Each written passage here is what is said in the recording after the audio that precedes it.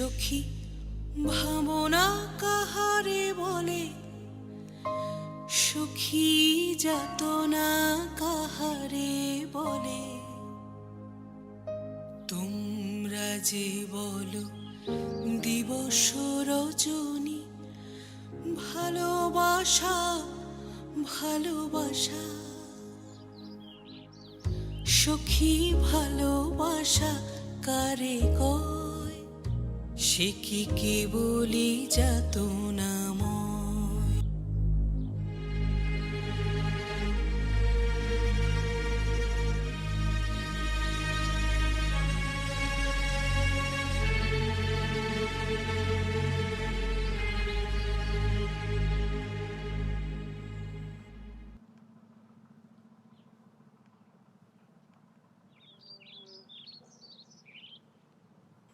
এই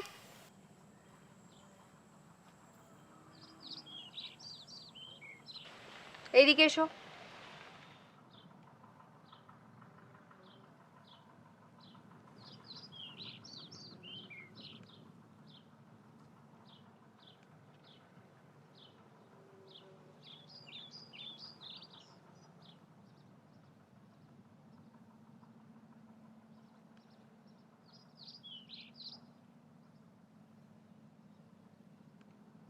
বৃত্তান্ত বলো। বৃত্তান্ত মানে? বৃত্তান্ত শব্দের মানে জানো না? জানি, মানে ঠিক এই মুহূর্তে মানে বৃত্তান্ত মানে ঠিক আসছে না। অথচ আমার পেছনে ঘোরাঘুরি করছো। যা হোক, বাসায় গিয়ে বাংলা অভিধান দেখে নেবে। জি। কি নাম তোমার? আমার নাম নিশু। নিশু। শিশু? নিশু, ন রশ্মি, নিশু।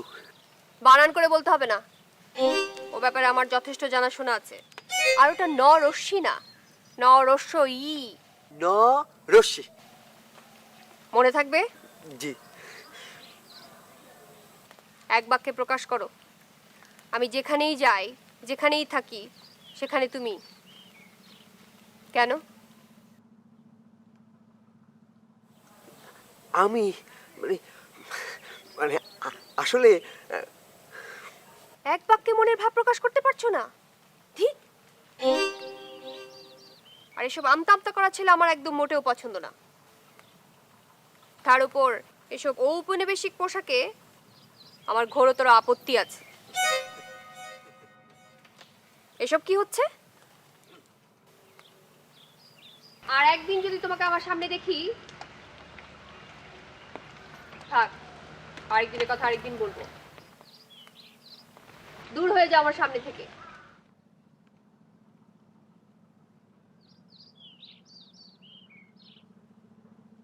দূরে যাও আরো।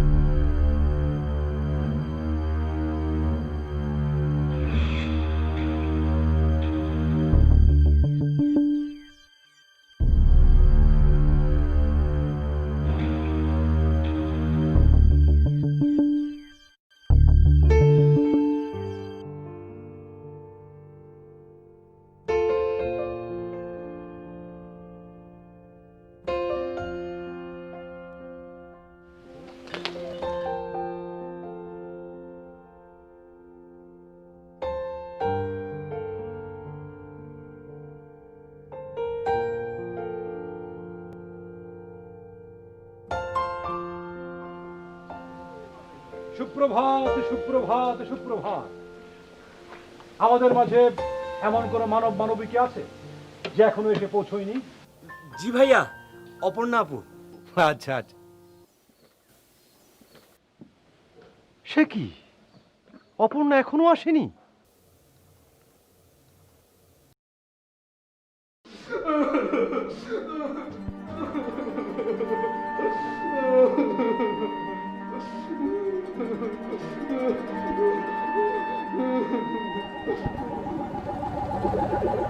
তুই কি অপর্ণাকে সত্যি সত্যি ভালোবাসিস রে? দাদু, তুমি সত্যি কথাই বলেছিলে দাদু। নারী মাত্র কঠিন, নিষ্ঠুর, হৃদয়হীনা। দাদু, নারী মাত্রই হেয়ালি। ওরা মুখে যা বলে বাস্তবে ঠিক তার উল্টোটা চায়। তার মানে? হ্যাঁ, ও তোকে তোর আশেপাশেই চায়। আচ্ছা, এর আগে অপর্ণা তোকে কতবার বলেছে যে এরপর আমার পিছনে এভাবে ঘুরলে সবাইকে জানিয়ে দেবে? 37 বার। কিন্তু কোনোবার কি জানিয়েছে? না দাদু। তো হ্যাঁ, দাদু দাদু হ্যাঁ দাদু, ওই বুড়া।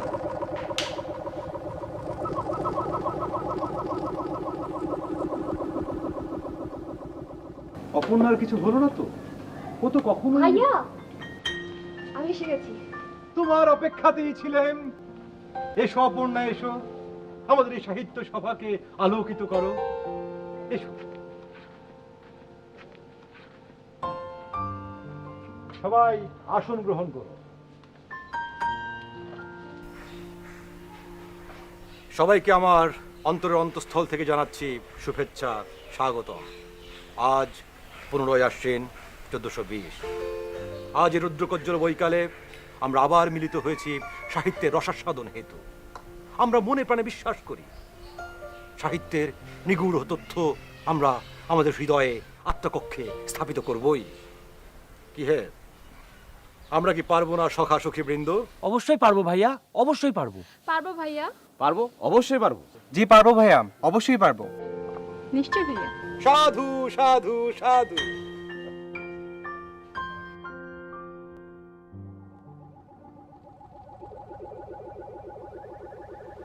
দাদু, ও দাদু, আমি যদি তোমার কাছে একটা বায়না ধরি, তুমি রাখবে? সারা জীবন ধরে তো তোর বায়নাই শুনে আসলাম, আবার কি? আমি তোমাকে দেখতে চাই দাদু। কেন? আমাকে তুই দেখতে পাচ্ছিস না? আমি সে দেখার কথা বলছি না। এই যে আমি তোমার সাথে প্রতিদিন কথা বলি, এভাবে কথা বলে কি মজা পাওয়া যায়? তোমার চোখ নেই, মুখ নেই। ইস, তুমি যদি মানুষের রূপ ধরে আমার সামনে আসতে। আল্লাহ, এমনিতে আমি আমাদের বৃক্ষ সমাজের নিয়মতান্ত্রিকতা ভেঙে তোর সাথে কথা বলি। একটা নিয়ম তো ভেঙেছই, আরেকটা নিয়ম ভাঙলে ক্ষতি কি? তাছাড়া তাছাড়া যাবতীয় মজা তো নিয়ম ভাঙাতেই। ওইসব বুজরুকি কথা আমার সামনে একদম বলবি না। আজ হতে এক নতুন যুগের সূচনা হবে, কল্লোল যুগের ন্যায়। তোমাদের প্রকৃত নাম পাবে বিলুপ্তির স্বাদ, অবশ্য প্রকৃত নামকে অবিকৃত রেখেই। প্রথমে শুরু করা যাক আবু বকরকে দিয়ে। আবু বকর, তোমার নাম হবে আকর। আবুর আ এবং বকরের কর, আকর। আকর শব্দের মানে হচ্ছে খনি। তেমনি পারুল হবে পাল, জাহাঙ্গীর হবে জার। জার শব্দের মানে বুঝো তো? প্রাচীনকালে রাশিয়ায় রাজাদেরকে যার নামে অভিহিত করা হতো। আফরোজা হবে রোজা, নাহিদ নাদ। নাদ মানে হচ্ছে শব্দ। তেমনি কামরুল হবে মরু। তার অপর্ণা অপর্ণা অপর্ণা অপর্ণা হবে নন্দিনী।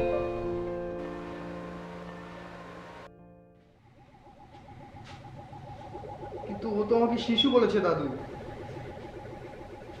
তুই তো শিশুই, না হলে কি আর এখানে বসে থাকিস? তাহলে তাহলে আমার কি করা উচিত তুমি বলো।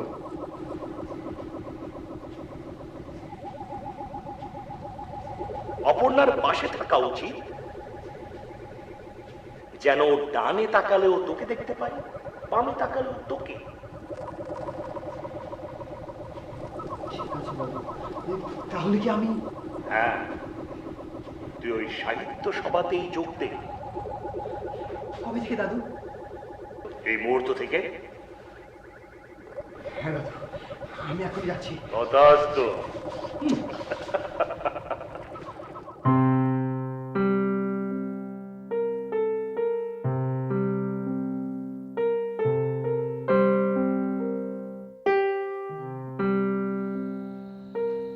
নন্দিনী, খুব তো নন্দিনী নাম বানিয়েছিস। তুই আমাকে বলতো এই নন্দিনী কোন নাটকের চরিত্র ছিল? রক্তকরবী। ওরে বাবা, রক্তকরবী। তো এই রক্তকরবী নাটকের মূল থিমটা কি তুই আমাকে বল বল। রক্তকরবী নাটকের মূল থিম কি আবার?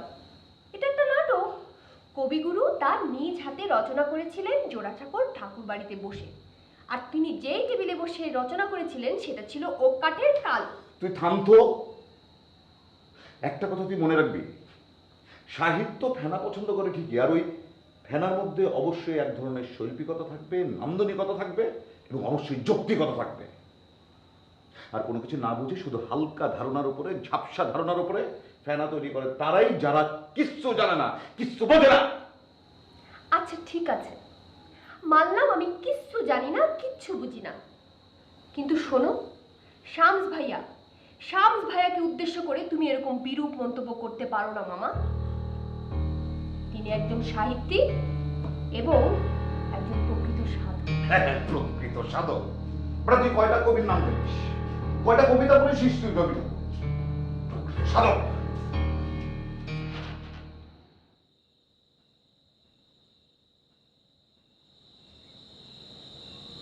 কেউ কি আছেন?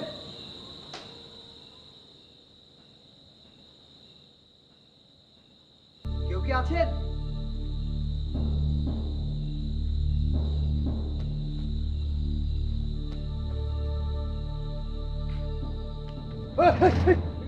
আমি চোর না। কি আমি এখানে কেন এসেছি? এখানে এসেছি রক্তিম শামস নামে একজনের সাথে দেখা করতে। উনি এখানে আছেন? কোথায়? ওই তো কাকতেরুয়া। আচ্ছা, থ্যাংক ইউ।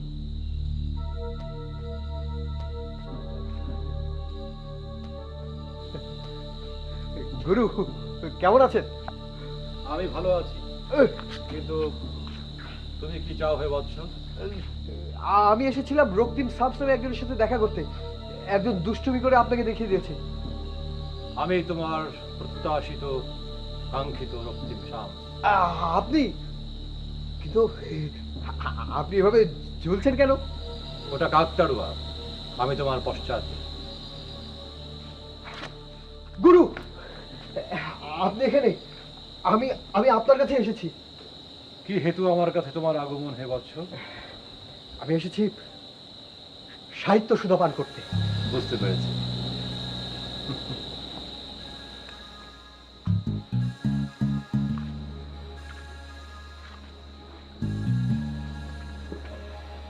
তুমি সঠিক স্থানে আগমন করেছো হে বৎস। এই সেই সাহিত্যের পীঠস্থান, যেখানে প্রতিনিয়ত সাহিত্য চর্চা হয়। কিন্তু ভাইয়া, ওটা এই কাকতাড়ুয়া হচ্ছে আমার সাহিত্য সভার রূপক। ঠিক বুঝলাম না ভাইয়া। আমার এই সাহিত্য সভা পুত পবিত্র স্থান। এই সাহিত্য সভায় কোনো প্রকার অশুভ কিংবা কাক নাই, অর্থাৎ কোনো প্রকার কালোর উপস্থিতি কাম্য নয়। তাই আমার এই কাকতাড়ুয়া। তুমি কি বুঝতে পেরেছো আমি যা বোঝাতে চেয়েছি? জি ভাইয়া, মানে কিন্তু একটা প্রশ্ন, মানে আমি না মানে সব সব গুছিয়ে ফেলি, কিন্তু ওই শেষের দিকটায় গিয়ে ওই কেমন যেন একটা মানে পারো না? পারি না ভাইয়া। তোমার নেই? নেই ভাইয়া, মানে আমি চাই আমাকে সকলের কাছে আকর্ষণীয় করে তুলতে, তাই তো? জি ভাইয়া, জি ভাইয়া, এই কথাটাই বলতে চেয়েছিলাম। কিন্তু আপনি বুঝলেন কিভাবে? পক্ষী বিদ্যা পাঠ অতি সহজ। জি ভাইয়া।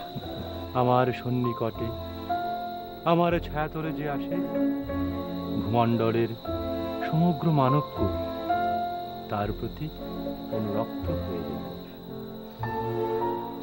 দেখা হবে পরবর্তী সভায়, ঠিক আছে? জি ভাইয়া।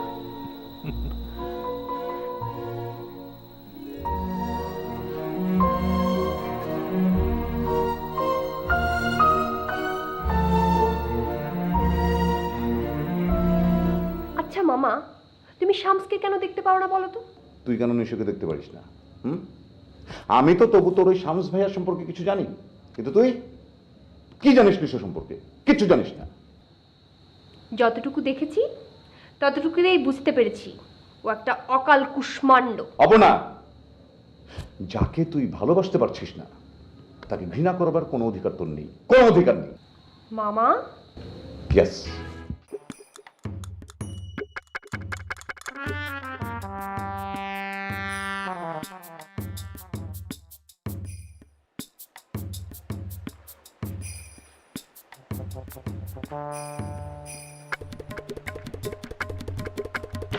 জনগণ, এই মানব সন্তান নব শিষ্যরূপে আবির্ভূত হয়েছে গত রাত্রিকালীন। বৎস, কাকতারুয়া সাহিত্য অন্বেষণাগারে তোমাকে সুস্বাগতম হে যিশু শিশু নিশু। বৎস, তুমি আসন গ্রহণ করো।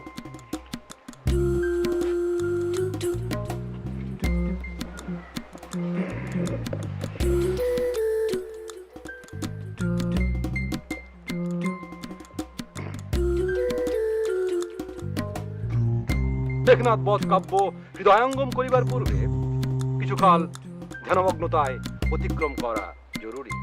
অতএব প্রস্তুতি শিরোধার্য। মহাযজ্ঞের সময় প্রাক্কাল, ঠিক এই মুহূর্তে নেত্রবন্ধ, নেত্রবন্ধন, নেত্রবন্ধন, নেত্রবন্ধন।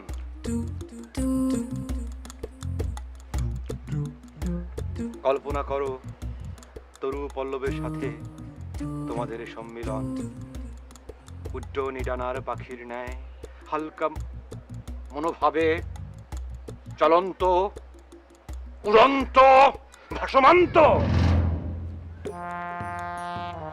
অসভ্য, খেলবো না। সভ্য লম্পট, যে নারীকে সম্মান দিতে জানে না সে আবার সাহিত্য অনুধাবন কিভাবে করবে? নন্দিনী, নন্দিনী, নন্দিনী, উত্তেজনার হেতু কি আমাকে বলো। ভাইয়া, কতিপয় মনুষ্যরূপী কীট আমাদের এই সভাস্থলকে কলুষিত করছে, যা আমাদের জন্য অপমানকর। নন্দিনী, নন্দিনী, নন্দিনী, সর্বপ্রথম তুমি আমাকে বর্ণনা করো সবিস্তারে কি হয়েছে। এই নির্বোধ অসাহিত্যিক ছেলেটি ধ্যানের প্রাক্কালে আমার নেত্রবন্ধনের সুযোগ নিয়েছে। আমার কাছাকাছি আসবার চেষ্টা করেছে। ভাইয়া, এরা নারী লোভী, সাহিত্য অন্বেষণ এদের মূল উদ্দেশ্য নয়। যিশু, নিশু, এখনো কথা কি সত্যি? তুমি কি নন্দিনীর? না ভাইয়া, আমি তো। চুপ, ছোট লোক, লম্পট। শিষ্যগণ, আমি এই বিষয়ে স্বয়ং তদন্ত করিব নিজ মস্তিষ্ক ব্যয়। অতএব স্থিরতা কাম্য। এই মুহূর্তে সাহিত্য সভা স্থগিত ঘোষণা করা হইল। আর মনে রাখিও, ক্ষমা চাইবার বিষয়খানি সকলের সম্মুখেই সংঘটিত হওয়া চাই, বিশেষ করে চতুর্থ দিন প্রত্যুষে নন্দিনীর কাছে। অত্য নিষ্ক্রান্ত।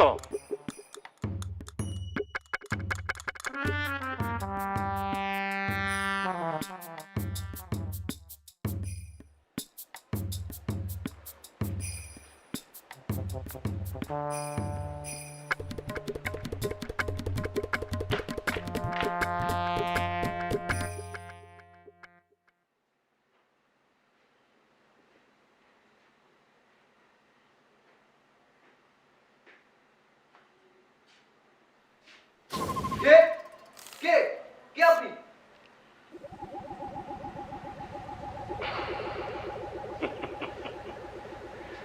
এতদিন ধরে যে দাদুকে দেখবার জন্য এত ঝুলো ঝুলো করছিলি, এখন সেই দাদুকেই চিনতে পারছিস না? দাদু, তুমি? আমার বনসাই, আমার বনসাই, আমার বনসাই, আমার বনসাই কই? হতভাগা, তোর বনসাই থেকেই তো আমার আবির্ভাব। এখন বনসাই বল আর যাই বল, সবই কিন্তু আমি। এখন আর আবির্ভাব হয়ে কি হবে? কিরে, তোর কি মন খারাপ? হ্যাঁ, মন খারাপ।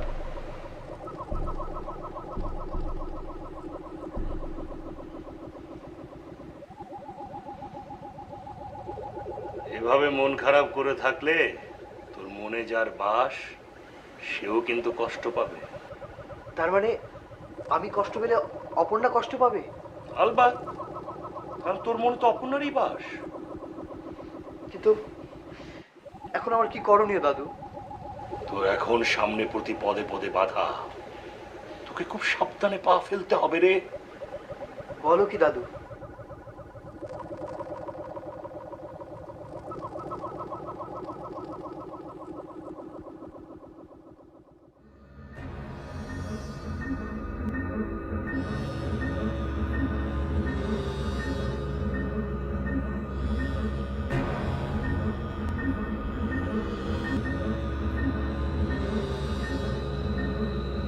আমি আমার মস্তিষ্কে তরঙ্গ সঞ্চালন করবার পরও কিছুতেই বোধগম্য হচ্ছে না ঠিক কোন রাস্তায় এগোলে আমি ওর মন নামক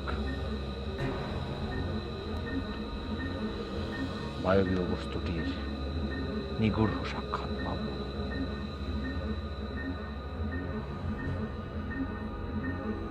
হে মহান অধিপতি, শতত প্রণাম তোমায়। তুমি কি করে এত সুচারুভাবে, এত সুপরিকল্পিতভাবে আমাকে পথের সন্ধান দিয়ে দিলে? প্রকৃতই আমি অত্যাধিকের অধিক আনন্দিত।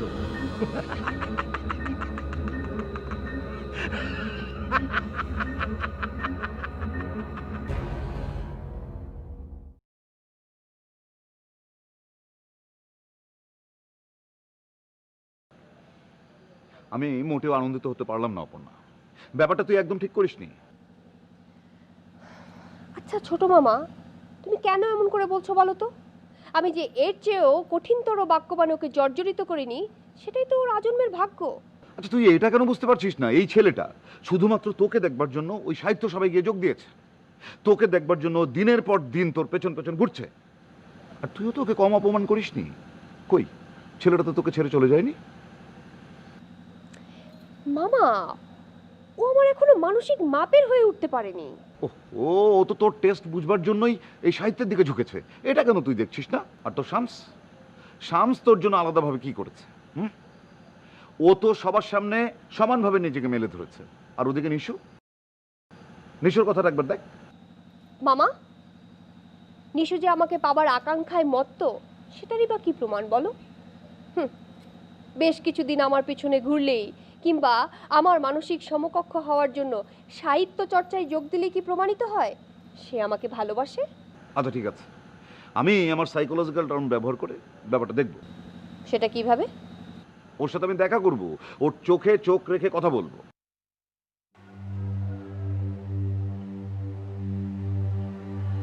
যেহেতু অপর্ণা সাহিত্য প্রেমী, তাই তোর থেকেও সাহিত্যের প্রেমে পড়তে হবে। কিন্তু আমি তো সাহিত্যের প্রেমে পড়েছি দাদু। এই তোর সাহিত্যের প্রেমের নমুনা? তোর পোশাক আশাকে, কথাবার্তা, চাল চলো, জ্ঞান, সাহিত্যের কোনো লক্ষণই তো দেখি না। আমাকে কি করতে হবে দাদু? তোকে সাহিত্যিকরা সচরাচর যেই ধরনের পোশাক পরে সেই ধরনের পোশাক পরে থাকতে হবে, যেন তোকে দেখলেই মনে হয় সাহিত্যিক। আরো আছে, তুই মহর্ষি রবীন্দ্রনাথ ঠাকুরের সাহিত্য চর্চায় মনোনিবেশ করবি। তার সাহিত্য সমালোচনা পাঠ তোকে নিয়ে যাবে জ্ঞানের চরম শিখরে। সেখানে তুই পেয়ে যাবে অপর্ণার মন। আমি কি পারবো দাদু? আমি তো আছি রে পাগলা।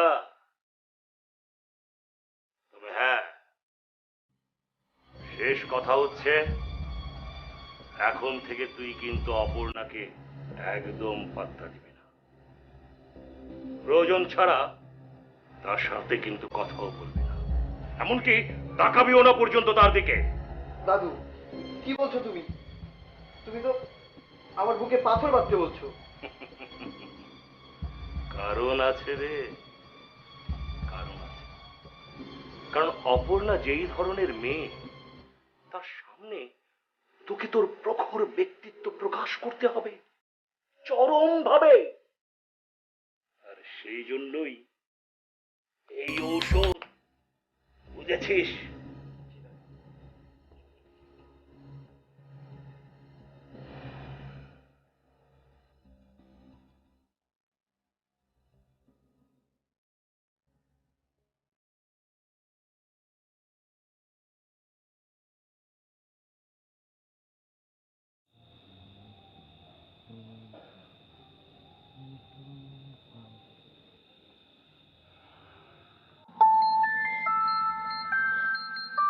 এক মিনিট বাবা, দেখো আমাকে কে ফোন করেছে। সাহিত্য সাধক রক্তিম শামস। হ্যালো, রাত্রিকালীন শুভেচ্ছা ভাইয়া। ক্ষণে ক্ষণে অমন চমকে লাগিয়ে দিয়ে চলে যাও কেন নন্দিনী? তোমাকে এখন বলো তুমি কেমন আছো, কেমন থাকো? তোমার মন আকাশে এখনো কি মেঘের ঘন ঘটা? না ভাইয়া, মন আকাশে শরৎকালের রবি রশ্মি। শুনিয়া তৃপ্ত হইলাম নন্দিনী। আচ্ছা, তোমার পার্শ্বে কি এখন তোমার মাতৃভ্রাতা উপস্থিত? জি ভাইয়া, এতক্ষণ ছিলেন। আপনি কি উপায়ে অনুধাবন করলেন? তোমার আমার মধ্যকার আত্মিক সম্পর্কই আমার মনোকক্ষে এই তথ্য প্রদান করিয়াছে। নন্দিনী, যেহেতু তোমার মাতৃভ্রাতা তোমার পাশে উপস্থিত, সেহেতু আর বৃথা বাক্য ব্যয় না করি। নন্দিনী, তোমার সহিত আমার কতিপয় গূঢ় বাক্যালাপ রহিয়াছে। আমি চাই তুমি আগামীকাল প্রত্যুষে আমার সাহিত্য কেন্দ্রে পদার্পণ করে আমাকে আহ্লাদিত করবে। জি ভাইয়া, আমি আগামীকাল প্রত্যুষেই সশরীরে এবং সমনে উপস্থিত থাকব। বিদায়, শুভরাত্রি। বিদায় হে সাহিত্য সাধক।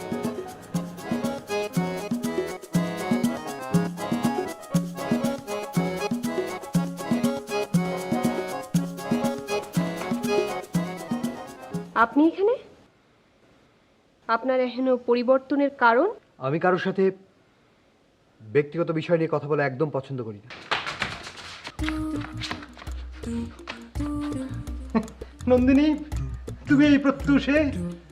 কেন ভাইয়া, আপনি তো আমায় ডেকেছিলেন। অসম্ভব! আমি তোমাকে আগমনী বার্তা জানিয়েছি এই নিরিবিলি বাড়িতে। জি ভাইয়া, গতকাল রাতে। তোমার ভুল হইয়া গিয়াছে নন্দিনী, স্মৃতিভ্রম। আমি বিস্তৃত হইয়া গিয়াছিলাম যে ত্রিদিন সাহিত্য সভা মুলতবি ঘোষণা করা হইয়াছে। আমি তোমার কাছে দুঃখ প্রকাশ করছি হে নন্দিনী। ও না, ঠিক আছে, ঠিক আছে ভাইয়া। তা তোমার আগমনের হেতু কি? আমি আপনার নিকট কিছু পুস্তক ধার করতে এসেছি ভাইয়া। আমি সাহিত্য পাঠে মনোনিবেশ করতে চাই।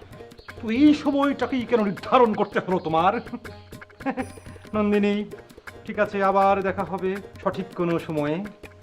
ঠিক আছে ভাইয়া। আহ,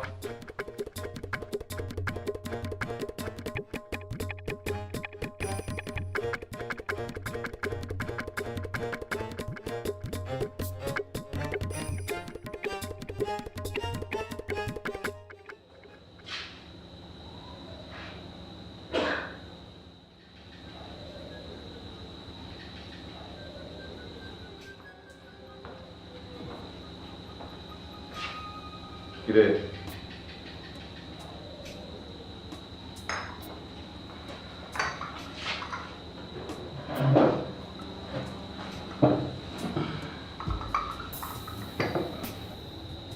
শোন,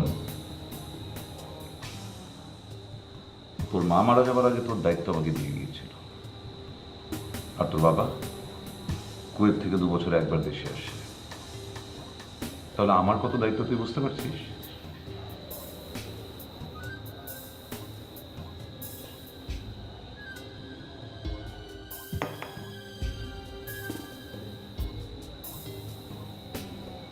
আমি তোকে সাবধান করেছিলাম রক্তিম সংস্থার ব্যাপারে, করিনি?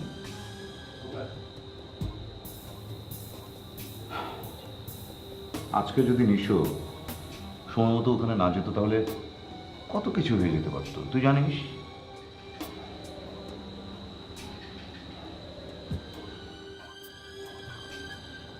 যাকে এত ঘৃণা করিস সে তোর কত বড় উপকার করলে তুই বুঝতে পারছিস?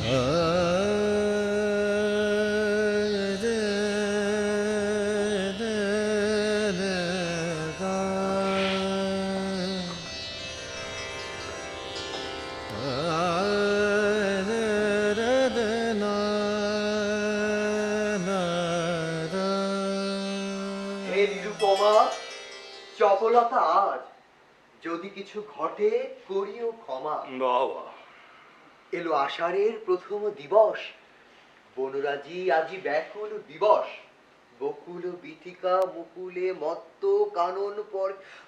দাদু, এ মহা কঠিন বই। জ্ঞান লাভ কি অত সহজ বিষয় বলে মনে হয় তোর? না দাদু, আমি আসলে বলতে যাচ্ছি যে বেশি কথা না বলে পড়ায় মনোযোগ দে। দাদু, আমি তো শামস ভাইয়ের সাহিত্য সবাই রোজ যাই, তাও কেন কষ্ট করে এই বই পড়তে হবে? গর্ধব, সাহিত্য কি শুনে শুনে বোঝবার জিনিস? না ওটা এমন কোন খাবার বস্তু যে কেউ তোর মুখের সামনে ধরলো আর তুই টপ করে সেটা গিলে খেয়ে ফেললি? যত পাঠ করবি ততই তুই নতুন নতুন জগৎ দেখতে পাবি। সেই জগতে তুইও যেমন থাকবি, অপর্ণাও তেমন থাকবে। বুঝেছিস? আমি কি পারবো দাদু? হ্যাঁ, আর সেই কারণেই নিজে নিজেই সাহিত্য পাঠ করতে হবে। নিজের দুর্বলতা নিজেকেই খুঁজে বের করতে হবে। আর শামস ভাইয়া? আবার শামস ভাইয়া? শামস ভাইয়ার কাজ শামস ভাইয়া করেছে, তোর কাজ তুই কর। কাল সকালে শামসের ওখানে যা, তাহলেই বুঝতে পারবি কেন তোকে পড়তে বলেছিলাম। বুঝেছিস? ভাইজান, ভাইজান, ভাইজান খায়ালো, আপনি খাইলে আমি সব কিছু গুছাইয়া একটা লম্বা ঘুম দিবার পারি। তুই এখন যা, আমি একটু পড়াশোনা করবো। ভাই পড়তে তো পারবেন ভাই। আগে খায়ালো এসো। ভাই, কত সুন্দর- আমি কি করব ভাই, সারাটা দিন আমার কাজ। খাদ্য গ্রহণ শরীরের জন্য অতীব প্রয়োজনীয়। আপনি তাতে একটু খায়ালেন ভাই। তুই ঠিকভাবে খাদ্য গ্রহণ না করলে অধ্যয়নেও মনোনিবেশ করতে পারবি না। জি দাদু। যা খেয়ে নে। শোন, ডিম খেতে হবে, কিন্তু সবজি খেতে হবে, জি দাদু। ফলমূল খেতে হবে, তাহলে প্রোটিন পাবি এবং অধ্যয়নে মনোনিবেশ করতে পারবি। জি দাদু। ভাইজান, এই দাদুরা কেডা? তোকে না বললাম যেতে? যা। যা, তুই খেতে যা। যাচ্ছি দাদু। হে নিরুপমা, আখি যদি আজ করে অপরাধ, করিও ক্ষমা। বাবা, হেরো আকাশের দূর কোণে কোণে, বিজলি চমকি ওঠে ঘরে ঘরে।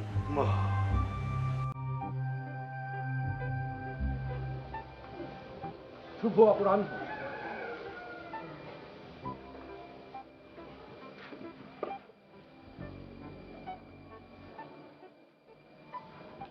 কবিগুরু রবীন্দ্রনাথ। আজকে আমরা রবীন্দ্রনাথকে নিয়ে কথা বলব। কবিগুরু রবীন্দ্রনাথ ছিলেন অমিত প্রতিভাধর একজন মানব।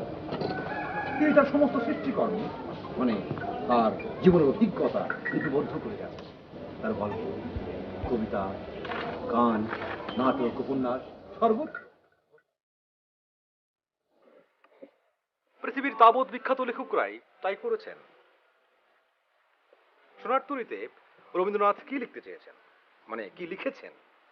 তিনি লিখেছেন একজন চাষির কথা, যে চাষি ধান কাটবার পর সেই ধান নৌকায় তুলছিল।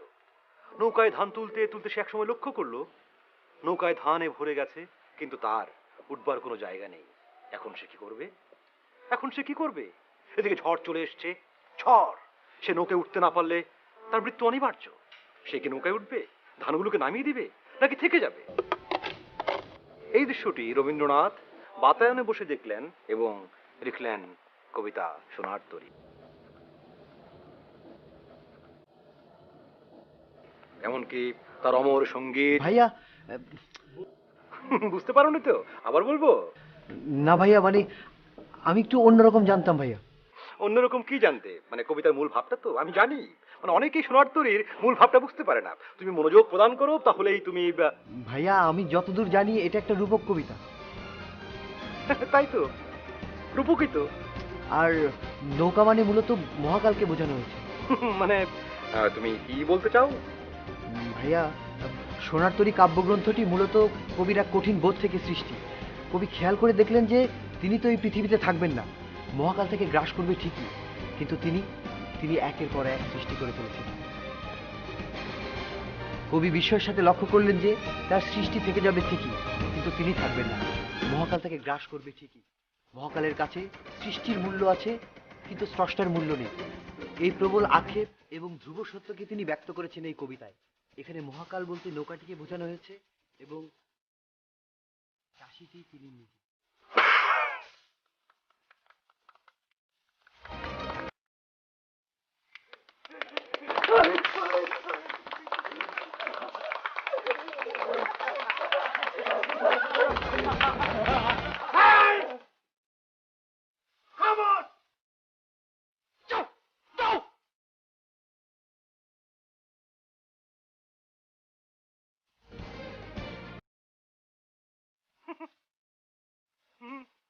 নিয়ম বহির্ভূত কর্মকাণ্ড, তাই স্থগিত। যাও যাও, সবাই যার যার বাড়ি যাও।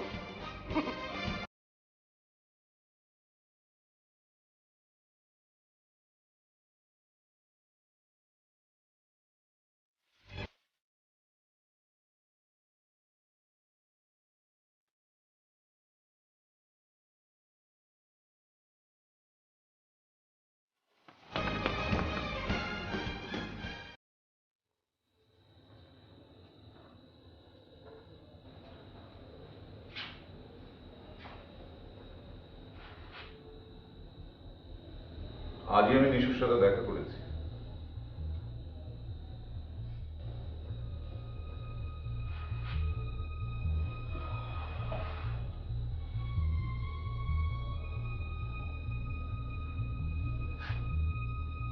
প্রথমে আমি যখন নিশু ছেলেটাকে দেখলাম, আমি ভাবলাম তুই ঠিক আছিস, কিন্তু একটু পর যখন আমি ওর চোখের দিকে তাকালাম, আমার সব হিসেবে গোলমাল হয়ে গেল। আমি অবাক হয়ে দেখলাম ছেলেটার চোখের মধ্যে কি যেন একটা আছে, যা তাকে অন্য সবার থেকে আলাদা করে দেয়। পরে বুঝলাম ছেলেটা খুব সরল, আর ওর ভেতরে সত্যকার একজন মানুষের বাস। অপর আমি জানি না তুই নিশো আর শামসের মধ্যে কাকে বেছে নিবি, কিন্তু এই কথা নিশ্চিত যে ওর চোখে আমি যে ভালোবাসা দেখেছি, যে একাগ্রতা দেখেছি, তাতে করে একমাত্র ওই তোর প্রকৃত জীবনসঙ্গী হতে। অবশ্য ব্যক্তিগত বিবেচনার অধিকার তো আছে, আর আমার কথা যে মানতেই হবে এমনটা কোথাও লেখা নেই।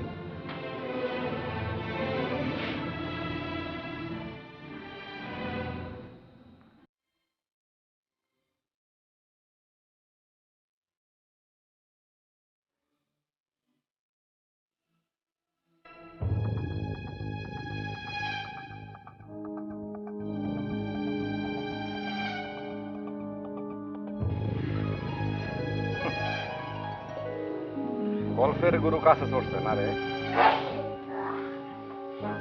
কথা কওয়ার শখ হয়েছে। 3 বছর হয় না পোল্টি মারার লাগিয়া, জানা কিন্তু বাঁচবি না রে, চিন্তা করো দেখা। কথাবার্তা বন থাকবো, মনে থাকবো না রে, অবলীলা সাঙ্গ হবে, উল্টা পাল্টা করবে।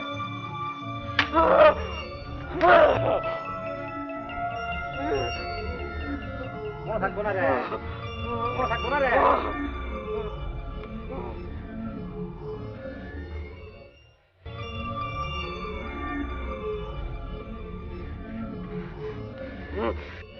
নিশু ভাই, আপনি গতকাল যা বললেন অসাধারণ হয়েছে, এত চমৎকার কি বলবো।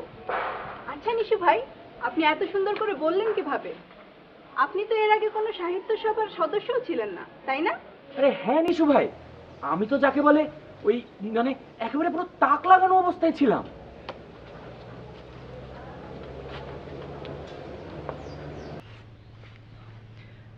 আসলে তেমন কিছু নয়, আমি রবীন্দ্র সাহিত্যের সমালোচনা বিষয়ে কিছু বই জোগাড় করেছিলাম, সেগুলো একটু উল্টে পাল্টে দেখেছিলাম আর কি। এখনো অনেক কিছু পড়া বাকি। তারপরও যে খেল দেখালেন, শামস ভাই তো কাশতে কাশতে সারা দিনটাই পার করে দিল। শিষ্যগণ সমবেত হও।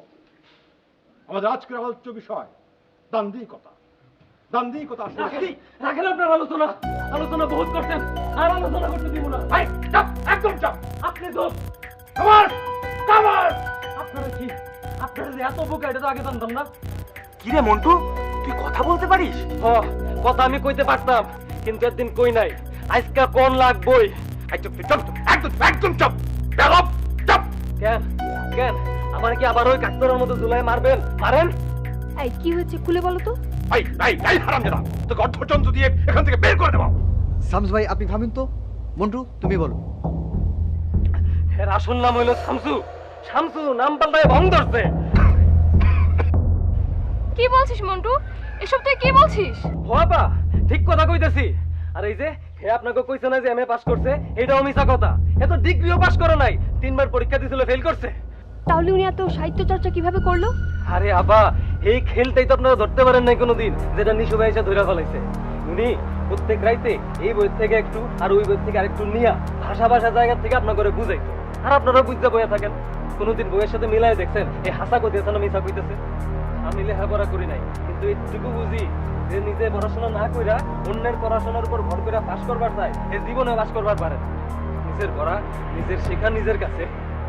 মিথ্যেবাদী, মিথ্যেবাদী, ও মিথ্যে বলছে। তোমরা কেউ বিশ্বাস করো না, ও মিথ্যে বলছে, মিথ্যে।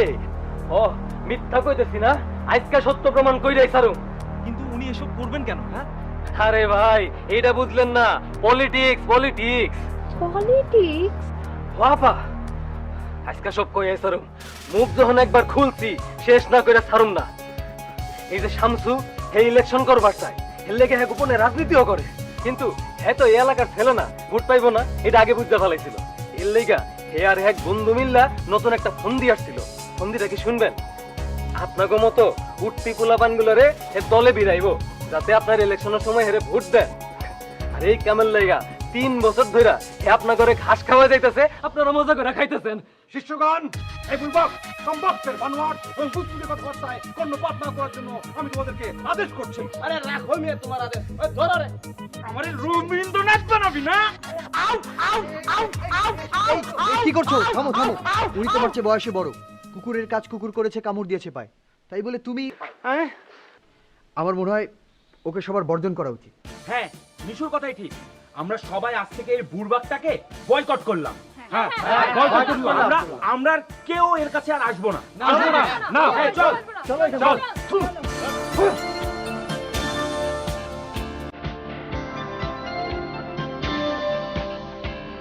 নন্দিনী, নন্দা,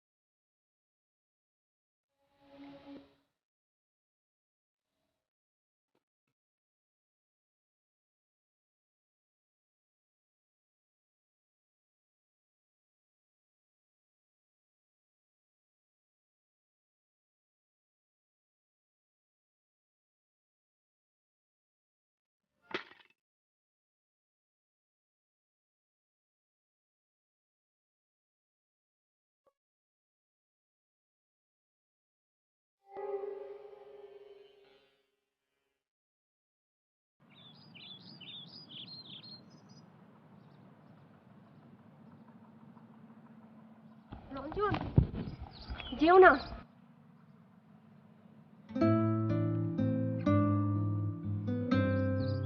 বলো।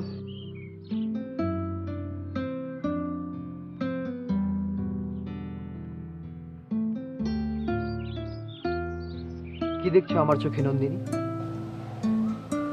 দেখছি আমার ছোট মামা তোমার চোখে কি এমন দেখেছিল যার জন্য তার মনে হয়েছিল তুমিই শুধু আমাকে ভালোবাসো। আমি ঠিক জানি না আমার চোখে কি আছে, শুধু এটুকু জানি আমার দাদু আমাকে যেভাবে বলেছিল আমি ঠিক সেভাবেই কাজ করেছি। আর আর সে কারণে হয়তো আজ তুমি আমি কি তুমিই বলো। যে তুমি সাহিত্য সভায় কণ্ঠ উজাড় করে কথা বলো, আমার সামনে আসলে এভাবে হারিয়ে যাও কেন বলো তো? আমি তো হারাতেই চাই নন্দিনী,